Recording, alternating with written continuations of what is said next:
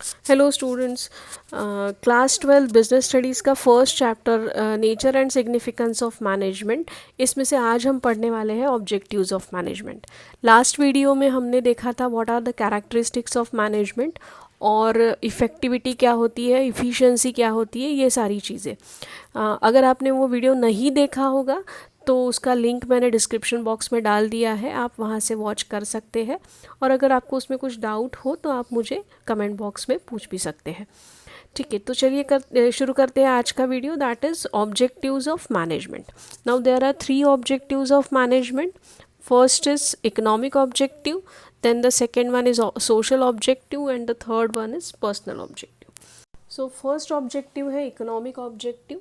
अब economic objective यानी क्या, तो बिज़नेस को सक्सेसफुल करने के लिए जो भी उसके स्टेक होल्डर्स है, चाहे वो इन्वेस्टर्स हो, चाहे गवर्नमेंट हो, चाहे कस्टमर्स हो या एम्प्लॉयज़ हो, इन सबको हैप्पी और सेटिस्फाइड रखना पड़ेगा। उसके लिए what is the aim, that the economic objectives of survival, profit and growth are achieved.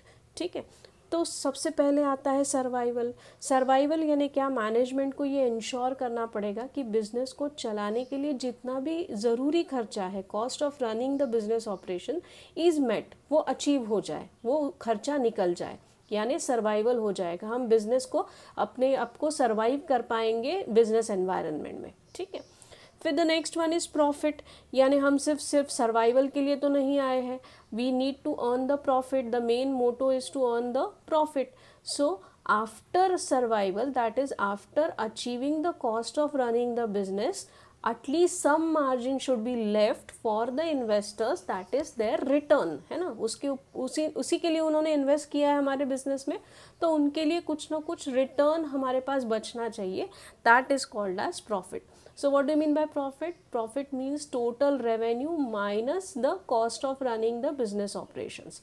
So profit achieve होना चाहिए। And the third one is growth. अब सर्वाइवल हो गया, प्रॉफिट हो गया, the next aim is to grow the business. ठीक है, कैसे ग्रो करेंगे हम अपने बिजनेस को? नई नई मार्केटिंग स्ट्रैटेजीज लाएंगे, नई प्रोडक्ट लाइन इंट्रोड्यूस करेंगे, जिसके कारण हमारे बिजनेस को ग्रोथ होगी, हमारे बिजनेस का ग्रोथ होगा। ठीक है, कैसे इंडिकेट करेंगे होगा ग्रोथ? हमारे नंबर ऑफ एम्प्लॉयज़ बढ़ेंगे, हमारी ब्रांचेस बढ़ेगी, हमारा मार्केट में शेयर बढ़ेगा। So that is all called as, that are all the indications of growth. So these are the 3 factors of economic objective: survival, profit and growth. Then the second objective is social objective. Social objective यानी अगर हमारा business जो है वो society के resources को utilise कर रहा है, तो हमारा ये जिम्मेदारी बनती है, रिस्पॉन्सिबिलिटी बनती है कि हम सोसाइटी को भी कुछ ना कुछ, सोसाइटी के लिए भी कुछ ना कुछ वैल्यू क्रिएट करें। ठीक है, now what are those values? The business must create equal employment opportunities for the society.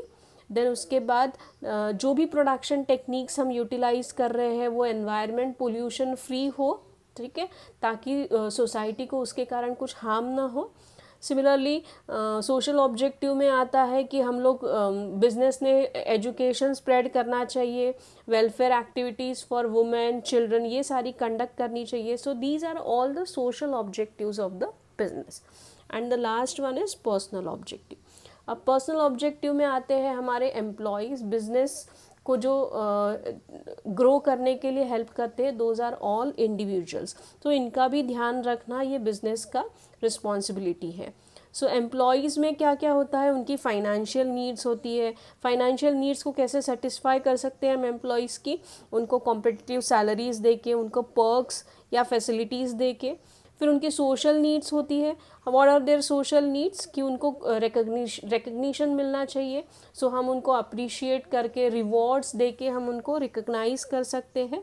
और the next and the third one is developmental need, यानी उनको भी ग्रो करना है, तो उसके लिए हम उनको ट्रेनिंग प्रोग्राम्स उनके लिए अरेंज करें, उनको डेवलपमेंटल अपॉर्चुनिटीज़ प्रोवाइड करें। So all these are the developmental needs of the individuals.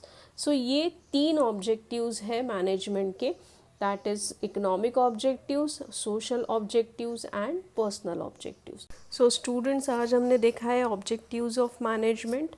हमारा ये आज का वीडियो थोड़ा सा छोटा हो गया है, लेकिन डरने की बात नहीं है. हम 3 पार्ट्स में पूरा nature and significance of management ये चैप्टर कंप्लीट कर लेंगे, जिसमें से 2 पार्ट्स आज अपने कंप्लीट हो गए हैं. अभी आपका काम है कि ये 2 पार्ट्स को आप रिवाइज करिए. Characteristics of management, effectivity, efficiency and आज का वीडियो ऑब्जेक्टिव्स ऑफ मैनेजमेंट.